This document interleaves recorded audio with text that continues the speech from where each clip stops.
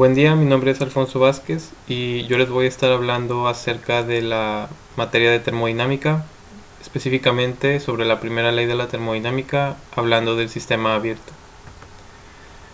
Como su nombre lo dice, un sistema abierto es aquel en el que existe alguna pérdida. Es importante recalcar que esta pérdida siempre va a hacer referencia a energía o que viene siendo también un tipo de energía al calor, ya que la masa entrante siempre va a ser igual a la masa saliente. Cuando hablamos acerca de la ecuación de la conservación de la energía para un proceso de flujo permanente, esta se compone de la siguiente manera. Tenemos un flujo neto de calor menos un flujo de energía neto de trabajo, y este va a ser igual a un cambio de entalpía más un cambio de energía cinética más un cambio de energía potencial. El calor, el flujo de calor neto, se define como la diferencia entre la sumatoria del flujo de calor de entrada, flujo calórico de entrada, menos el flujo calórico de salida.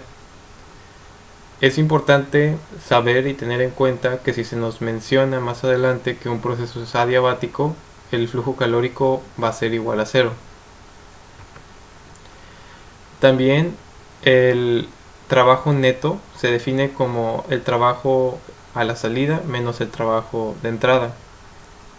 Esto siendo sumatorias también, ya que si se tuvieran distintas entradas, más de una y más de una salida, entonces estas también se tienen que considerar y sumar. Cuando no haya un trabajo en el eje, entonces el trabajo neto también va a ser igual a cero. El cambio de la entalpía se define como la masa por la entalpía de salida menos la entalpía de entrada. El cambio de la energía cinética es un medio de la masa por la velocidad de salida al cuadrado menos la velocidad de entrada al cuadrado. Y el cambio de la energía potencial es la masa por la gravedad por la, podría decirse, altura de salida menos la altura de entrada. Ahora vamos a analizar un poco acerca de las unidades que se tratan en la ecuación. El trabajo, el flujo de trabajo se mide como trabajo por unidad de tiempo. Esto también es Joule sobre segundo. También lo podemos encontrar como kilojoule sobre segundo, como horsepower o caballo de fuerza, o como BTU sobre segundo. El flujo calórico se define como calor entre tiempo. Esto se mide por lo general en kilojoules sobre segundo, o también en BTU sobre segundo si se trata del sistema inglés. El flujo másico se define como kilogramos sobre segundo o como libra masa sobre segundo. Ahora vamos a analizar un poco mejor la ecuación de conservación de la energía. Entonces aquí ya definimos que hay un flujo calórico neto, que si bien se puede escribir como un flujo calórico de entrada menos un flujo calórico de salida. El flujo de trabajo neto se va a definir como el flujo de trabajo de salida menos flujo de trabajo de entrada. Y esto va a ser igual a la masa que multiplica a entalpía de salida menos entalpía de entrada, velocidad de salida al cuadrado menos velocidad de entrada al cuadrado. Aquí también es un medio de la masa. Y aquí multiplicando también por la gravedad, por la altura de salida menos la altura de entrada. Ahora, estas masas que están aquí, para cuestiones de termodinámica se van a estar tomando en cuenta como si fueran flujos másicos. Entonces, por eso adquieren este símbolo que se define como kilogramos sobre segundo. Como podrán notar, la masa está presente en las tres sumatorias, por lo cual es posible factorizar el flujo másico. Ahora, es muy importante que sepan que siempre va a ser el calórico es de entrada menos el calórico de salida, y luego es el flujo de trabajo de salida menos el de entrada, y así se van a mantener todos: salida menos entrada, salida menos entrada, salida menos entrada. De hecho, si lo pasáramos del otro lado de la ecuación, o sea, para acá, sumando, también terminaría siendo de salida menos de entrada, igual que los demás.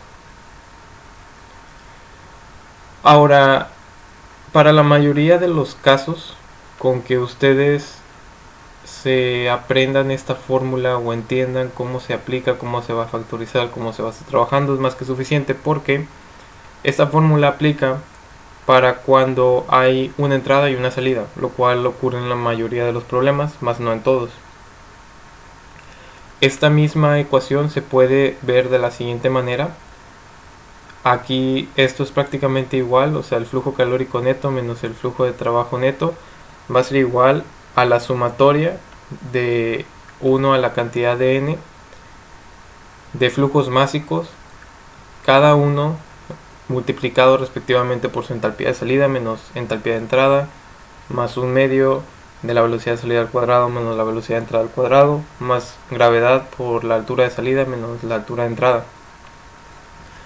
Esto se va a explicar más adelante en otro video, pero también es importante que sepamos que es la sumatoria de todos los flujos másicos.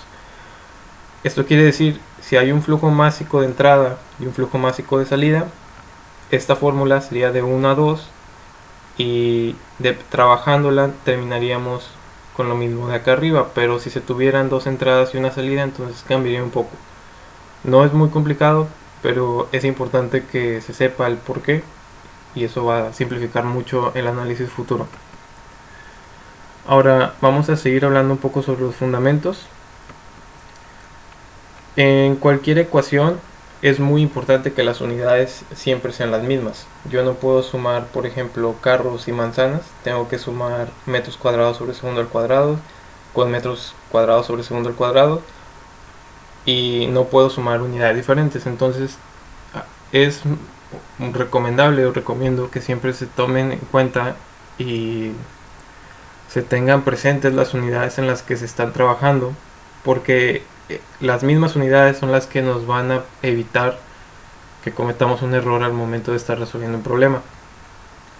Como ya hablamos, el flujo calórico neto se mide en kilojoules sobre segundo.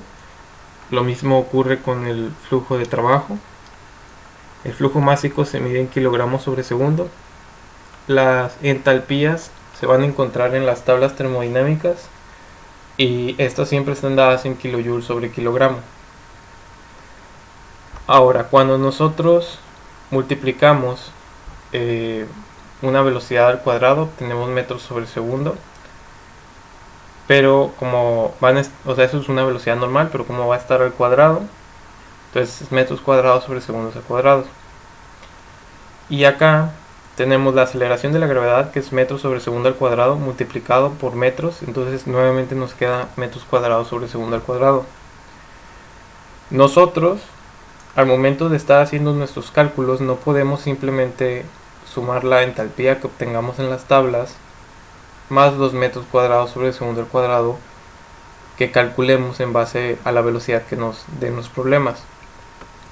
Entonces es necesario considerar lo siguiente: un joule es igual a un kilogramo por metro cuadrado sobre segundo al cuadrado. O sea, esta unidad de aquí, joule, es igual a esto. De aquí podemos observar que metros cuadrados sobre segundo al cuadrado es exactamente lo que tenemos aquí. Entonces, si despejamos y dividimos todo entre kilogramos, nos quedaría joule sobre kilogramo igual a metro cuadrado sobre segundo al cuadrado. Esta joule sobre kilogramo es lo mismo que está aquí, solo que aquí se nos está dando en kilojoules. Entonces, si un joule sobre kilogramo es igual a un metro cuadrado sobre segundo al cuadrado, un kilojoule sobre kilogramo va a ser igual a 1000 metros cuadrados sobre segundos al cuadrado. Entonces, nosotros tenemos esta unidad, tenemos metros cuadrados sobre segundos al cuadrado, y nosotros queremos tener estas unidades. Dado que metro al cuadrado sobre segundo al cuadrado es lo mismo que joule sobre kilogramo, se puede observar que la única diferencia de esta unidad y esta unidad es que esta ya está siendo multiplicada por 1000, o mejor dicho, está siendo dividida y por eso está representándose con una K. Es como, por ejemplo, nosotros podemos tener 1 kilogramo o podemos tener 1000 gramos. Si tenemos la K, ya se asume que está el 1000, entonces no es necesario escribir, o sea, esas unidades, porque como bien se ve acá abajo, 1 kilojoule sobre kilogramo es igual a 1000 metros cuadrados sobre segundo al cuadrado, o visto desde otra manera, 1 metro cuadrado sobre segundo al cuadrado es lo mismo que 1 kilojoule sobre kilogramo dividido entre 1000. Entonces, si aquí tenemos kilojoule sobre kilogramo y acá también tenemos kilojoule sobre kilogramo, dado que es lo mismo, para aquí poder tener kilojoule sobre kilogramos vamos a tener que dividir aquí entre 1000. Lo mismo va a ocurrir aquí y acá. Eso quiere decir que cuando nosotros tengamos nuestras velocidades y hagamos los cálculos, lo que nos dé al final siempre lo vamos a tener que dividir por entre 1000 para poder hacer esta suma. Y cuando todas estas unidades nos queden kilojoule sobre kilogramo multiplicadas por kilogramo sobre segundo, los kilogramos se van a cancelar y van a quedar kilojoule sobre segundo, que es equivalente a lo que tenemos de este lado con el flujo calórico y el flujo de trabajo. Cuando hablamos sobre el sistema inglés pasa algo muy parecido, solo que ahora tenemos que el flujo calórico se mide en BTU sobre segundo, lo mismo con el flujo de trabajo. El flujo másico se mide como libra masa sobre segundo. La entalpía la vamos a encontrar como BTU sobre libra masa. Y estas dos, este término y este de acá nos van a quedar como pies cuadrados sobre segundos. Aquí es lo mismo, un BTU sobre libra masa, que es la unidad que queremos, es igual a 25.037 pie cuadrado sobre segundo al cuadrado. Entonces, si nosotros ya tenemos un pie cuadrado sobre segundo al cuadrado y lo dividimos entre 25.037 pies cuadrados sobre segundos al cuadrado, nos va a quedar BTU sobre libra masa, y esto ya se va a poder sumar. En la diapositiva anterior teníamos que dividir metros cuadrados sobre segundo al cuadrado entre 1000, esto cuando se está hablando del sistema internacional, y cuando es el sistema inglés tenemos que dividir entre 25.037 para que se cumpla esta equivalencia. Ahora vamos a hablar un poco sobre gases. Dentro de los problemas que se pueden encontrar, se nos puede hablar sobre fluidos en general, vapor de agua o refrigerante 134A.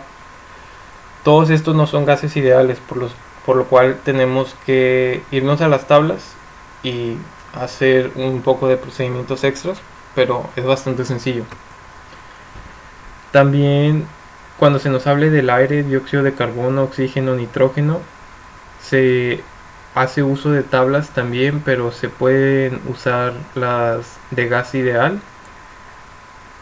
Esto más que nada cuando se está tratando de oxígeno, nitrógeno, helio. Y va a ser necesario usar esta fórmula que ya la han visto antes, pero es presión por volumen es igual a la masa por R por la temperatura. Solo que aquí el volumen es un flujo también y la masa es un flujo también. Bueno, el primer paso es un dato que vamos a encontrar en las tablas termodinámicas, el cual es el volumen específico. El volumen específico es el volumen dividido entre la masa, pero como estamos hablando de flujos, entonces el flujo volumétrico entre el flujo másico. Ahora, también como estamos hablando de un fluido, el flujo volumétrico se puede entender como una velocidad por un área. ¿Por qué? Porque es el área transversal de una sección por una velocidad que viene siendo metros sobre segundo. Entonces, cuando nosotros tenemos metros sobre segundos multiplicados por metros al cuadrado, nos queda metros cúbicos sobre segundo, lo cual es este flujo volumétrico que está acá. Ahora, cuando nosotros tomamos en cuenta el paso número 2 y lo incorporamos al paso número 1, sustituimos, en vez de escribir flujo volumétrico, escribimos velocidad por área, obtenemos la siguiente fórmula. la masa es igual a la velocidad por el área entre el volumen específico. Y este volumen específico, como ya les había comentado, lo vamos a sacar de las tablas. Bueno, ahora vamos a hablar acerca de otra relación muy parecida que nos va a servir mucho. Como ya vimos, el flujo másico es igual a la velocidad por el área transversal entre el volumen específico. Y como sabemos que la masa de entrada es igual a la masa de salida, entonces podemos llegar a la siguiente ecuación. La velocidad 1 por el área 1 entre el volumen específico 1 tiene que ser igual a la velocidad 2 por el área 2 entre el volumen específico 2, entendiéndose 1 como entrada y 2 como salida. Ahora también tenemos que la presión por el flujo volumétrico es igual al flujo másico por la R por la temperatura. La R es igual a la constante RU entre el peso molecular del gas que se esté tratando. Y entonces tenemos que M es igual, o el flujo másico es igual a la presión por el flujo volumétrico entre la constante R, que ya es la RU dividida entre el peso molecular por la temperatura. Recordando que el flujo volumétrico también es lo mismo que la velocidad por un área, el flujo másico puede escribirse como la presión por la velocidad por el área entre la R por la temperatura. Y tomando en cuenta nuevamente que el flujo másico de entrada es igual al flujo másico de salida, la presión 1 por la velocidad 1 por el área 1 entre R por T1 es igual a la presión 2 por la velocidad 2 por el área 2 entre la R por la temperatura 2. Dado que se trata de el mismo gas de entrada como salida, la R es la misma, porque es la misma constante RU dividida por entre el peso molecular del mismo gas. Entonces por eso aquí está tachado, porque se cancela. Es como si multiplicáramos ambos lados de la ecuación por R, las R se cancelarían. Y eso es todo de mi parte por este primer video. Espero que lo encuentren útil y seguiré subiendo acerca de los siguientes dispositivos. Gracias.